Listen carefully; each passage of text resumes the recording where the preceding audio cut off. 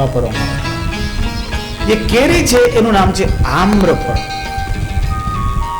કેરી છે એ આમ્રફળ છે, અને આમ્રફળ એ અમૃતત્વને પ્રાપ્ત કરાવે એટલે એ મંગલકારક છે. એટલે આ બે પાંદડાઓ તોરણમાં વપરાય છે, કેરીના પાંદડા અથવા આસોપાલવના. પણ ઘણી બધી જગ્યાએ હવે નથી મળતા. અમને આ અનુભવ થાય છે. ત્યારે અમે પરદેશ જઈએ ને તો ત્યાં ન તો કેરીના પાંદડા હોય ન તો આસોપાલવના પાંદડા. ઘણી વખત તો નાગરવેલના પાન પણ નથી મળતા, બહુ મુશ્કેલ મળે. પણ ત્યાં આપણને આ વિધિ કરવી હોય તો પછી જેમ સદગુરુ કબીર સાહેબે બધી વિધિમાં એવી રીતે સમન્વય કર્યું છે અને સરળમાં સરળ બનાવવાની કોશિશ કરી છે.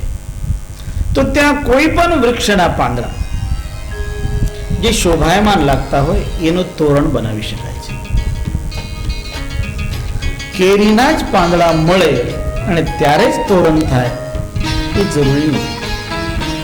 જ્યાં નથી મળતા તો ત્યાં અન્ય સારા લાગે, શોભા આપે એવા પાંદડા વાપરી શકાય છે. એટલે અમે ત્યાં બધું લોકોને સમજાવીએ કે આપણને એ નહીં મળે તો એની જગ્યા આ ચાલે. આવી રીતે જીવનમાં પણ માનવીને કોમ્પ્રોમાઇઝ કરતા રહેવાનું છે. અને જ્યારે માનવી જીવનમાં હઠ નહીં પકડે, કોમ્પ્રોમાઇઝ, તમે તમારા જીવનમાં પણ જ્યારે કોમ્પ્રોમાઇઝ કરતા થાવ ને તો સાચી રીતે તમારું જીવન પણ સુખપ્રદ જીવન બની જાય. એટલે આપણે જે યોગ્ય છે યોગ્ય પ્રમાણે પગલું ભરવાનું પ્રત્યેક કાર્યમાં.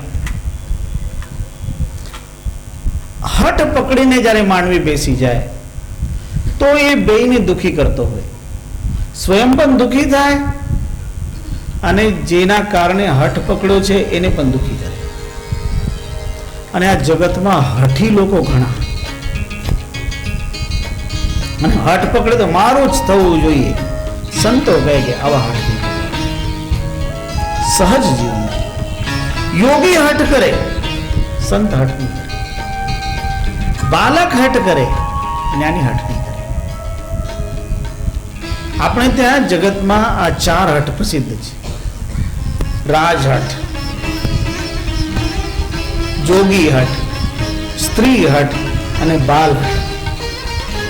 આ હઠ ચાર હઠ કહેવાય. અને એના કારણે ચારે ચાર દુખી થાય. એ રાજા એ દુખી થાય, યોગી પણ દુખી થાય. અમને યાદ છે એક વખત એક મહાત્મા યોગી સારા એક વ્યક્તિના ઘરે ગયા અને એને એના બાબતમાં સાંભળેલું કે એ વ્યક્તિ કોઈનો કોઈ દિવસ આદર કરે નહીં, કોઈને કંઈ ખવડાવે નહીં. તો એવું છે કે મારે તો એના ઘરે જ ખાવું છે, મારે એના ઘરે જ જમવું છે. અને ગયા અને એના ઘરની આગળ જઈને કહે છે કે શેઠજી आज तो आपके घर ही भोजन के लिए आए. तो शेठ कहे मैं नहीं खिलाता, कोई आए तो मैं आने वाले को खिलाता नहीं, साधु को तो खिलाता ही नहीं. अरे भाई तुम खिलाओ, तुमको खिलाना पड़ेगा. तो मुझे खिलाना पड़ेगा? शेठ कहे મને ખવડાવવું પડશે. નહીં ખવડાવ, તમારે જે કરવું એ કરો. હવે શું કરે? તો મહાત્મા કહે છે કે મારે જે મારી શક્તિ પ્રમાણે છે મારે કરવું જોઈએ. અને એને હઠ બેસી ગયા ત્યાં એના ઘરની આગળ આંગણામાં બેસી ગયા કે તમે જમાડો કે નહીં જમાડો, હું તો અહીં જ બેસવાનો. અને પછી બેસી ગયા. એક દિવસ થયો, 2 દિવસ થયા, 3 દિવસ થયા, મહાત્મા બેસી ગયા એટલે ઉઠવાનું નહીં. 5 દિવસ વીત્યા અને બસ બેસી ગયા. પછી હવે 5 દિવસ ખાધું નહીં એટલે પછી ત્યાં સુઈ ગયા. હવે આ શેઠ વિચાર કરે કે આ તો હઠ પકડીને બેઠા કે આ તો નહીં તો એ મરી જાય. એટલે એને વિચાર હોય ખવડાવી દઈને એને રજા આપી. ત્યારે શેઠ પછી આવીને કે મહારાજ મહારાજ અહીં શરીર નહીં છોડો, કોઈ જમાડો. તો શેઠ મહાત્માને કહે કે મહારાજ બોલો હું જમાડી દઉં, તમે ચાલો. એમ નહીં જમો, હવે તો બાદામની ખીર ખવડાવો. આટલો તપ કર્યો તો હવે બદામની ખીર બનાવો તો હવે જમો. અને એ શેઠે બદામની ખીર બનાવીને ખવડાવે. હઠ પકડે, એ યોગી હઠ કહેવાય. પણ હઠ કરનાર દુઃખી થાય અને જેના સામે હઠ કરે એને દુઃખી કરે. હઠ છોડી દેવા, સરળતા અપનાવવાની, કોમ્પ્રોમાઇઝ કરતા થવા. તમે તમારા જીવનમાં પણ કોમ્પ્રોમાઇઝ કરતા થાવ ને તો સાચા સુખી રહી શકો છો. આપણા દેશમાં એક સંત થયા. અમે આ દાખલો ઘણાને લગ્ન પ્રસંગ ઉપર આશીર્વાદ આપવા જોઈએ તો આપીએ.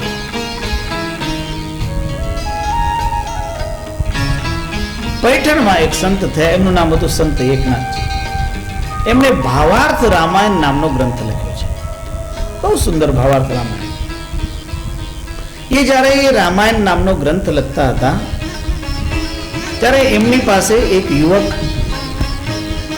આવીને એમને પ્રાર્થના કરે કે ગુરુજી, મારું પારિવારિક જીવન બહુ દુઃખી છે.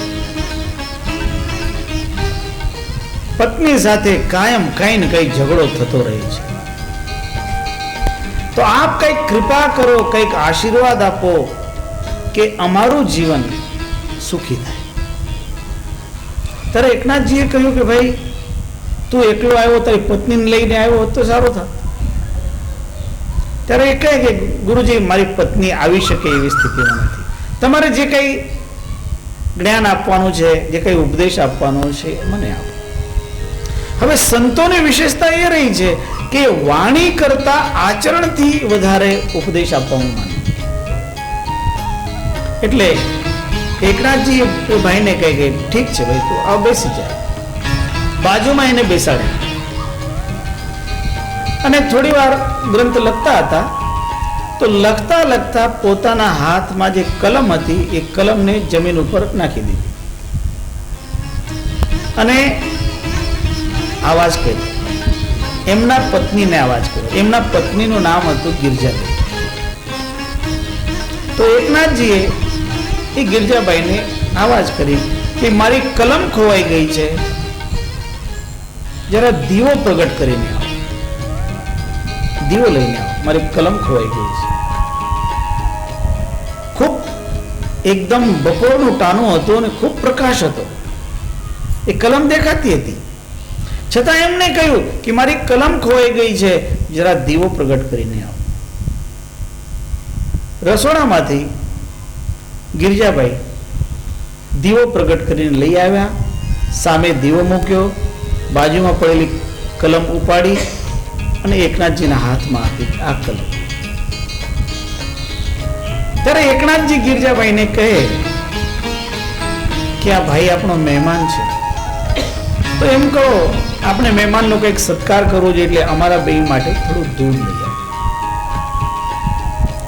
ગિરજાબાઈ રસોડામાં ગયા. રસોડામાંથી 2 ગિલાસ દૂધ કરીને તૈયાર કરીને લઈ આવ્યા. 1 ગિલાસ એકનાથજીને આપ્યો, 1 ગિલાસ એ ભાઈને આપ્યો. અને 2 જણા જ્યારે દૂધ પીવા લાગ્યા ત્યારે ગિરજાબાઈએ પ્રશ્ન કર્યો છે કે સ્વામી, દૂધમાં ખાંડ તો બરાબર છે? તો એકનાથજી કહે છે કે હા બિલકુલ, ખાંડ બિલકુલ બરાબર છે. આ ભાઈએ જ્યારે દૂધ ચાખ્યું તેમાં ખાંડ નહોતી, મીઠું નાખેલું. તો આ ભાઈ કહે છે એકનાથજી કહી રહ્યા છે ખાંડ બિલકુલ બરાબર છે, એમાં તો ખાંડ જ નથી, મીઠું છે. પણ એકનાથજીએ પીધું એટલે ભાઈને પીવું પડ્યું. પછી 2ના ગિલાસ લઈને ગિરજાબાઈ વાપસ રસોડામાં ગયા. એકનાથજી ગ્રંથ લખવાનું કામ ચાલુ રાખ્યું અને આ ભાઈ બેઠો. 1 કલાક થયો, 1.5 કલાક થયો. પછી ભાઈ કહે ગુરુજી, મને બહુ મોડું થાય છે, મારે દૂર ગામડે જવાનું છે, એટલે કંઈક ઉપદેશ તો મને આપો. તો એકનાથજીએ કહ્યું, ભાઈ ઉપદેશ તો મેં આપી દીધો, ક્યારનો આપી દીધો.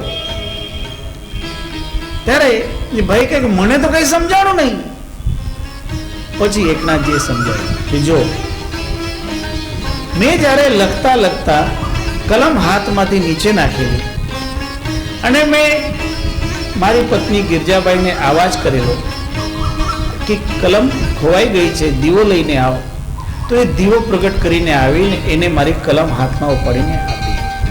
એને મને સામે એમ પ્રશ્ન નહીં કર્યો કે આવા અજવાળામાં તમને આ દીવાની શું જરૂર પડી? કેમ તમારી આંખો ફૂટી ગઈ કે કલમ નથી દેખાતી? આવો કોઈ શબ્દ નહીં બોલી. અને એમને દીવો ત્યાં પ્રગટ કરી દીધો અને કલમ ઉપાડીને મને આપી.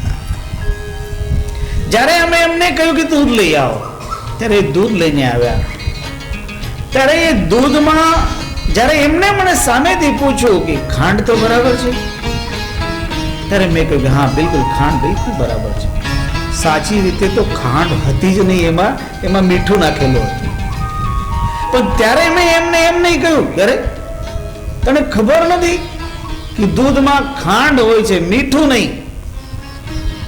અને કદાચ તે ખાંડ અને મીઠું બે દળેલા હોય અને આજ સાથે સાથે મૂકેલા હોય તો ખાંડની બરણી ઉપર ખાંડ લખવું જોઈએ ડબ્બા ઉપર, અને મીઠાના ઉપર મીઠું લખવું જોઈએ. તે આવું કાંઈ જ મેં એને માટે કોઈ કઠોર શબ્દ કહ્યો નહીં. એટલે અમારે બેયની વચ્ચે ઝઘડો થયો નહીં. મેં જે કહેલું એને સહન કરી લીધેલું અને એને જે કરેલું એ મેં સહન કરી લીધેલું. એટલે જે પરસ્પર એકબીજા પ્રત્યેની જે સહનશીલતા વૃત્તિ છે કે એ વિવાદને બચાવે છે.